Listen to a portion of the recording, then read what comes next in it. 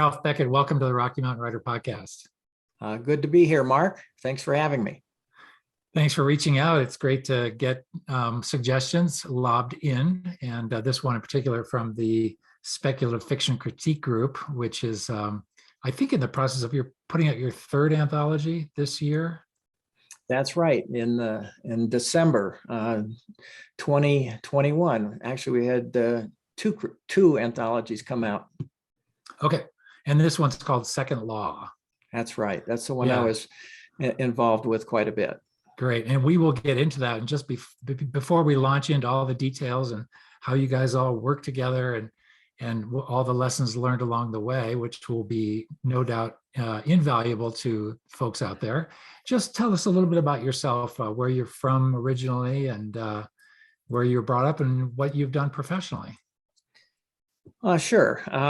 Well, I was born in a scientific community, Los Alamos, New Mexico, where there is a national lab there where they invented the atomic bomb. And I went to school there. And when I was a teenager, one of my friends' father gave me a huge collection of fantasy and science fiction magazine. And that magazine goes back a long ways, and I had a huge collection.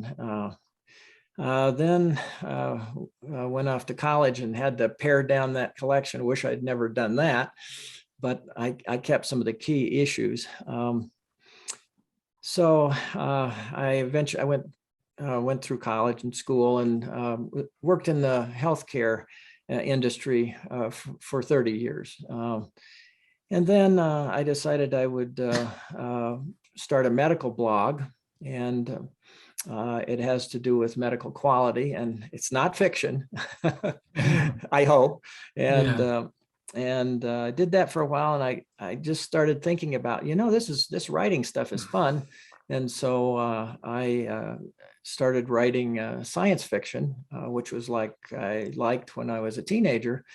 And got started with that, and then decided, this technical writing and stuff that I do just is not the same. I got to join a critique group. So I did. And I've been, and so that helped me a lot to get going. And so I did several things besides started writing fiction. I had a website consulting business since I've been doing websites for as long as really the web has been around. So I've been doing that a long time, kind of on the side of things. And so our group published 3 books. I published myself 2 books. One is Exit Earth and one is Exit Mars. I've got several in progress right now. And so while we're in the critique group, they published these anthologies, and they've been very popular with the members of the group. And we'll probably do another one this year too. Yeah. Before we get to the anthologies, I just want to ask: so the writing bug really didn't occur to you to try your hand at writing fiction till you were older? Well, yeah. Part of the problem is you get engaged in medical practice. Especially pretty intensive stuff that I was doing. There's just no time. I mean, it just doesn't work out that way. Yeah. And along the way, I'm also curious, having read and devoured all those journals, magazines, et cetera, did you develop any favorite authors and folks you really admired? Well, I would say probably my absolute favorite was Heinlein. And that I think I've read all of his books. Not recently, so don't ask me any detailed questions about him. Yeah. Well, the one that everybody knows from Heinlein, at least I think was his most popular, was Stranger in a Strange Land. Oh, yeah, that's my favorite too. Okay, I was about to ask if that is your favorite. I think I read it twice. It was really a fascinating book. There's so much ideas in there in addition to the action, but it's just chock full of ideas. Yeah, I kind of more recently, I've been trying to read not so much the classics in science fiction, but I really try to read new authors. And that kind of helps me, and also focuses in a little bit on my subgenre, which is our space operas. So I read other people's, and then I kind of pay attention to how they do it, Yeah. and just kind of follow along in that genre. Yeah. Very good. So how many years ago did you find the speculative fiction critique group? Well, I think, let's see, the leader of the group is Wendy Howard, Mhm. who's been involved in RMFW for a long time. So I think she started this particular group about 8 years ago. A year after that, I joined and been with her and the group since that time. And just to give us an idea of how big a group is it? How often do you meet? Do you have very clear protocols and clear guidelines about when you meet, what's going to happen, things like that? Absolutely. This is a Zoom critique group, Okay. and we meet every week. And the number of people that actually come to the meeting every week are about 8 to 12, although there's 18 active members. And they show up, and we bring out, and we do, it's very, you have to do a lot of things for this. You have to submit your material on Google Drive, and then there's time for the other members of the group to critique it. Then when we get together on Zoom, it's just the verbal critique, the written part. Everybody comments on the written work. And then at the critique meeting, it's just the verbal communication about it at that time. And we do it, as you know, you're using Zoom, right? You use Zoom, and you can break, as the group gets bigger, sometimes we break up into smaller subgroups. And we have members actually from all across the country. Oh, that's great. Oh, that's excellent. And does everybody contribute every week, or is that optional then? It's optional for Yeah. people. They have lives outside of writing a lot of times, and so they might miss a meeting What? now and then, and Come on. they come back with what they've been writing about. And it's always fun when they come repeatedly, and you can see this. Sometimes they write a chapter and bring the chapter, write a chapter, bring the chapter, and that's always fun to kind of watch and critique the writing process. As you look back, again, before we get into the anthology production process, as you look back to some of the first things you brought to the critique group years ago versus what you're bringing now, how much different is the quality of what you're producing thanks to the analysis? A lot better, much better, no question about it. I gotta say, maybe it's true for everybody who goes to their first critique group and brings something in and gets critiqued. It's crushing. You suddenly realize, this is really not very good stuff you're writing here. You're gonna have to up your game. Yeah. Very good. Well, let's talk about the production process of these anthologies. This is the third one. How do you do like a call for submissions? Can you let's just walk through it. I mean, maybe start with how do you come up with a theme? Let's start there. How do you come up with a theme? Well, that's a really good question. That's key to the whole thing, honestly, because you get interest from the members if they like the theme, like the title, and if they get, we talk about it, basically, we say, okay, this week, let's talk about some titles, maybe, and we do that at a couple of sessions in a row, and people submit them and they write them in, and then we vote on them. And, as you talk about the titles, you can see people's eyes light up. Oh, I've got a story that I could write for that, and you hear more titles, more possible themes. And then eventually, after people have kind of gotten excited about them, and then everybody gets to vote on them, and we pick the title and theme that everybody really likes. So they're kind of invested in it because they've already realized they could do that. They could write something for that short story anthology. So they vote on it. So that's how we find out what the title is.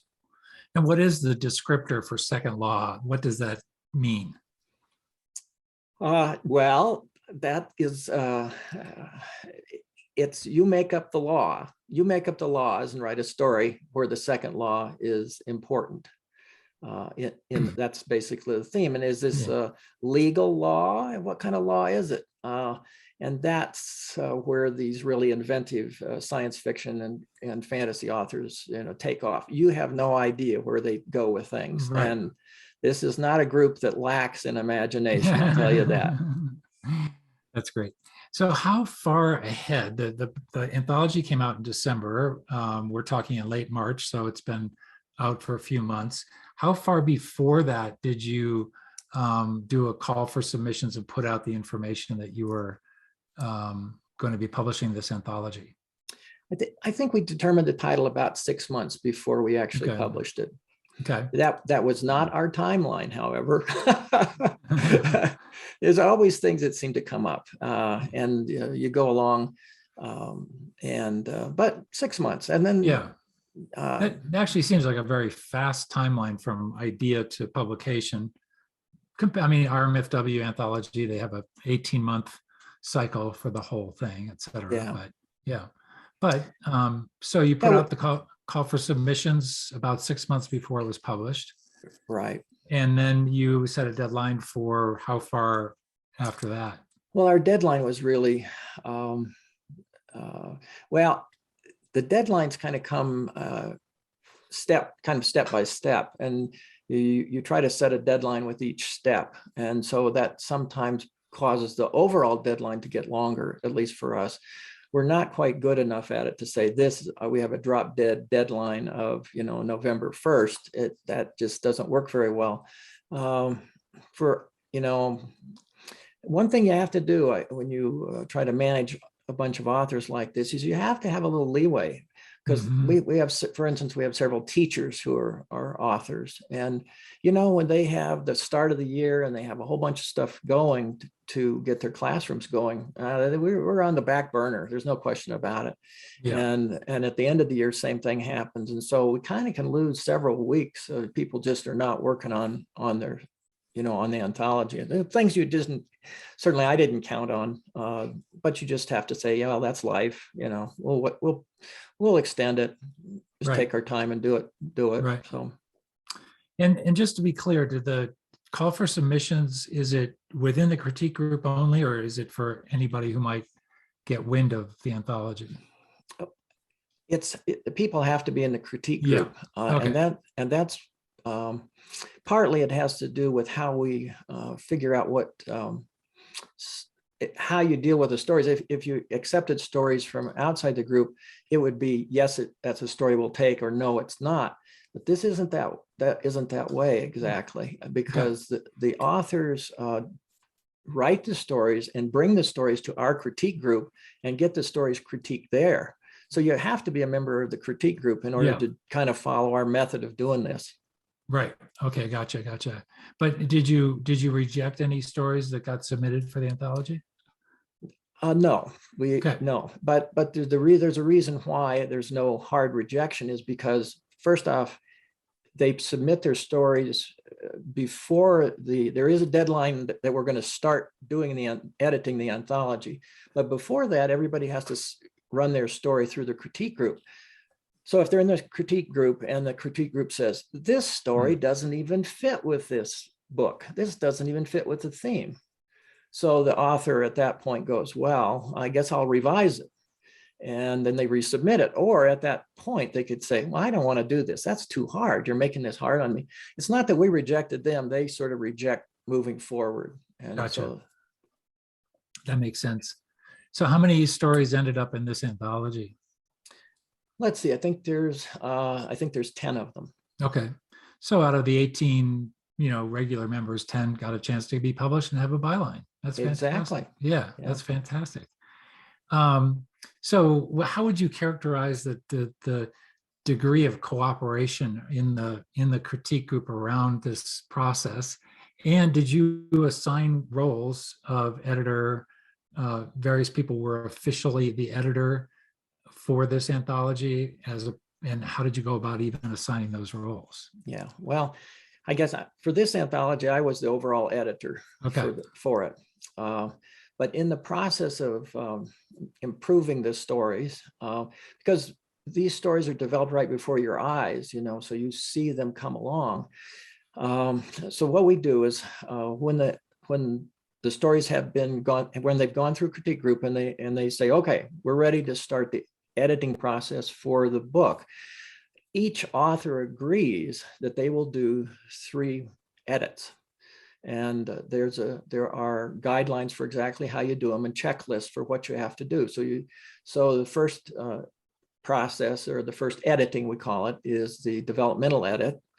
And usually we pick the senior writers to do the developmental edits and try to help the other people, get their story, the plot, the characterizations, just a general organization, in line. Then they have to do a second edit, and that's called a substantive edit. And then the final edit, we all know, is the line edit. So they agree to do 3 edits. And so everybody does 3 edits and everybody gets 3 edits. And by the end of that, it's a pretty clean story. And as overall editor, I watch that whole process, make sure everybody's doing what they're supposed to do. And then in the very end of it, I'm the one who has to say, I have to do my own edits of every story, which at that point is not a lot, but I have to be the one to say, it is ready for printing. It is print ready. And so that's kind of what it comes down to. And by that point, you're deeply familiar with all 10 stories. Oh, everybody is. Everybody knows them. Yeah. And who decides on the sequencing in the book? What story goes first, et cetera? Yeah, well, the last story, well, first we put our most emotional story at the last.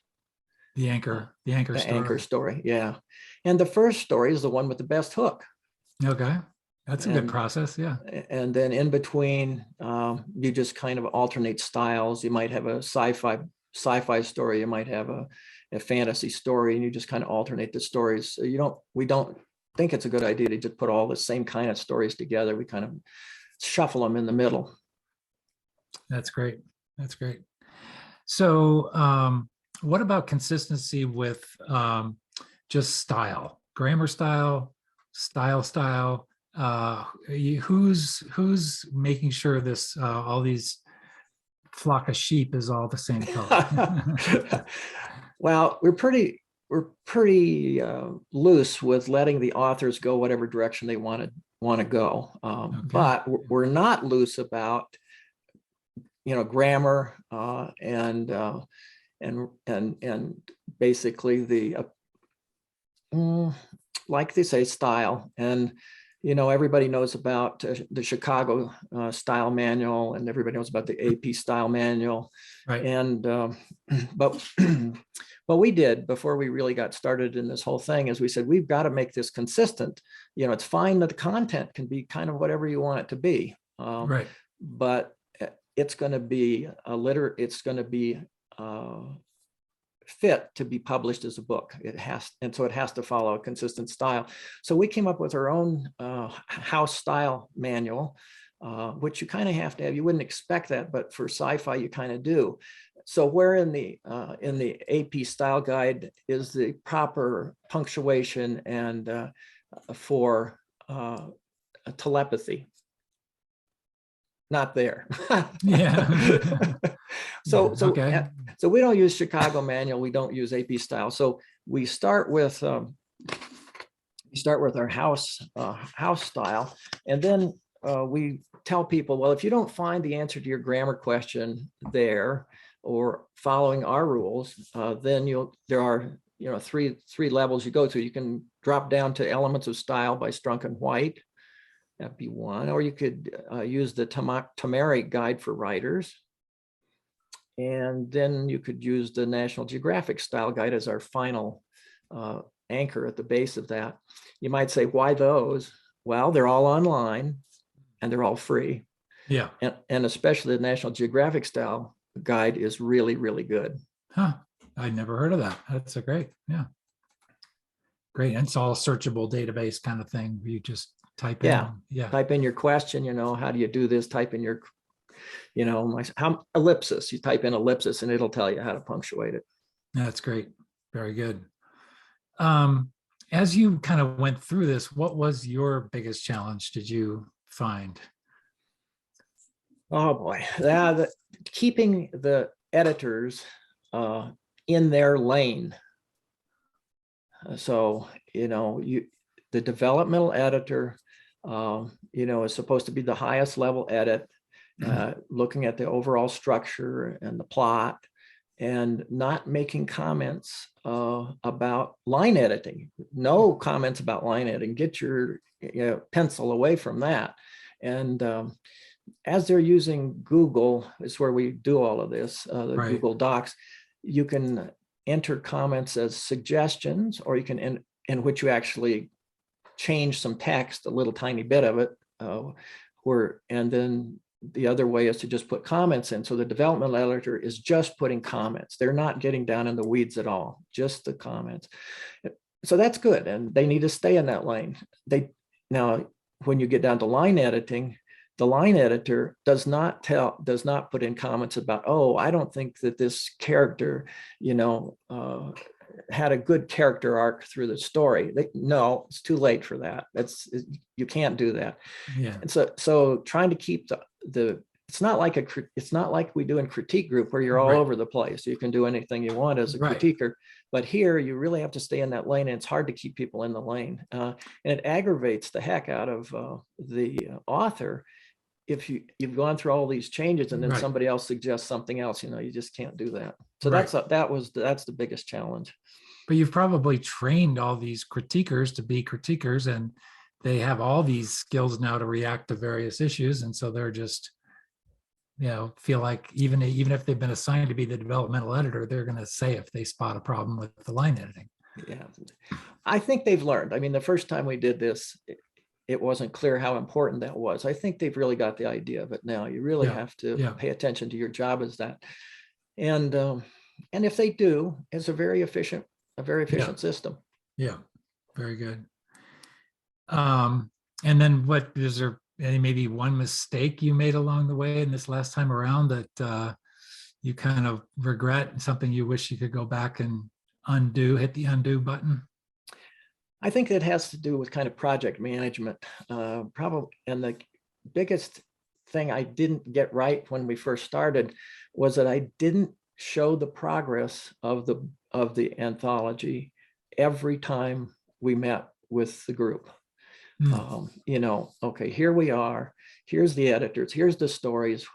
We had it. Finally, we came up with a little graph that had little green, red, and yellow, who's behind, who's ahead, and saw that march across the screen. Now, once we figured that out, things moved along, mainly because it was kind of like a horse race.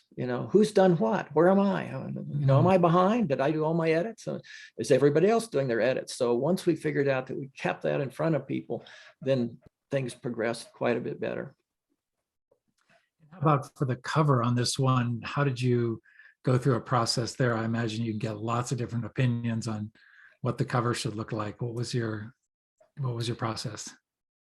The process on this one was not quite, well, we had an offer of a cover before we even started.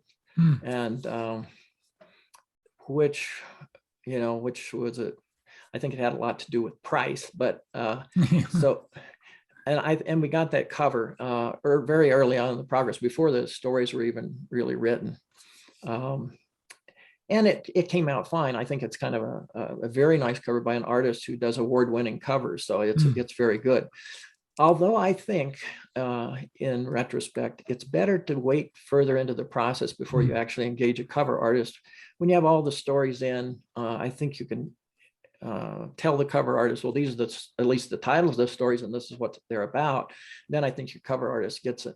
I think your book cover then represents what's inside the book a little bit better. Yeah. But we had a great cover. It's a very nice cover. That's great. So I think, and it's also, I think, good to engage the authors with the cover, at least show them, kind of along how that's going.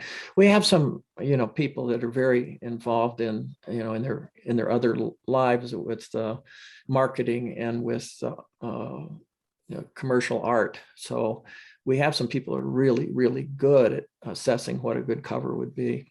Yeah. Have you all talked about, just as a group, going back in time, so to speak, to the beginning of this whole anthology process? Is there something you'd change about just how you're going about the entire, production process of putting out anthologies?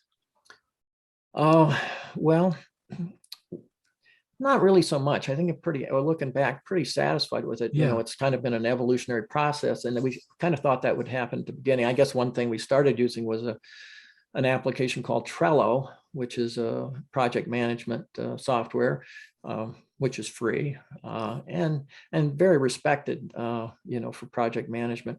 We did that on our first anthology, and it just didn't work all that well for everybody. It has a little bit of a learning curve to it, and you have to intentionally go there and look at it. And I would say that didn't work so well.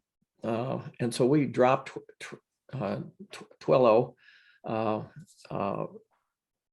for the next anthology. We just made our own, did the project management on spreadsheet, and that worked fine. It worked great by comparison.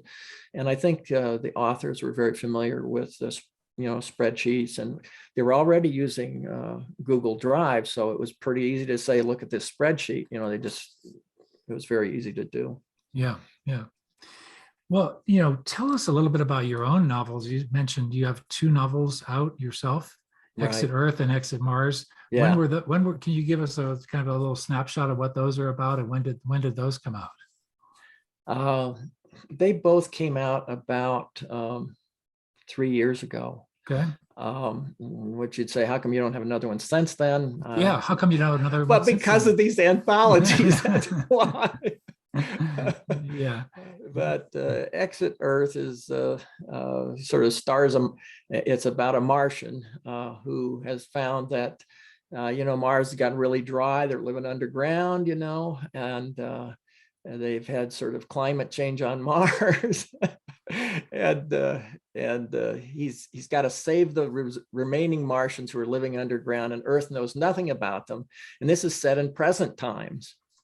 Well, one thing leads to another in this story, and the hero Max, he saves the day and saves all the Martians, and does it by contacting Earth and getting involved with them. So then Max's second book, first was Exit Mars and Exit Earth. So the Martians are living happily, and Earth is living happily, but unfortunately, there's a threat against Earth. Some aliens decide that they're going to attack Earth, and so Max figures a way to save Earth by, I don't want to give away the ending, but he finds a way to save the Earth, and then they all live happily ever after. Yeah. So That's great. Have you found, or as you come out of these cycles of producing these anthologies, has your thought process around the fiction that you want to create, has that changed at all? Do you have new ideas, new ways of going about your writing? Has it helped your writing? I think it has. I think it has. I think our group really kind of encourages people to, do a good outline before you start writing. And one thing the group does is that especially new writers are in the group, they say, bring your outline, show us your outline, tell us, where you are on your outline, and having people look at your outline, and you have to explain the outline, and they give you suggestions, that really helps. There's a spectrum, there's the pantsers and the planners, and people seem all in between, I think very few people plan every single detail in the book. As I say, sometimes your characters just want to do their own thing.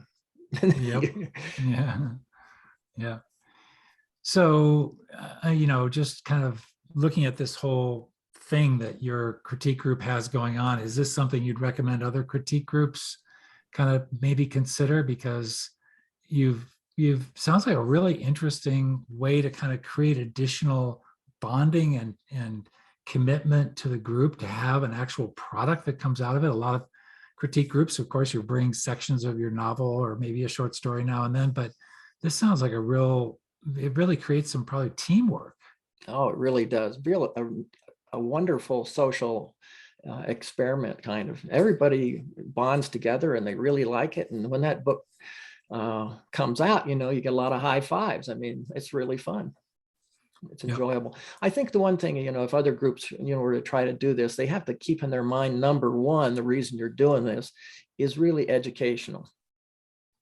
Learning about, the publication process and learning about editing and being forced to say, this does not look good. Unlike the critique where they're pretty soft suggestions on what people do. Here, they're pretty firm suggestions.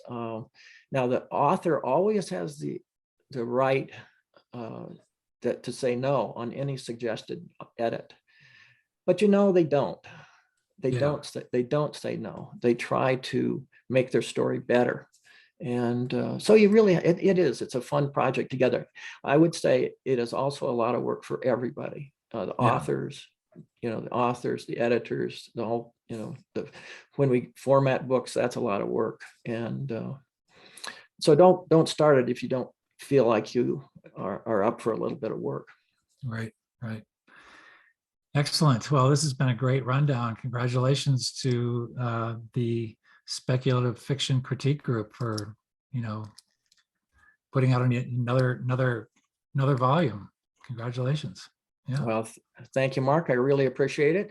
It's been fun being here.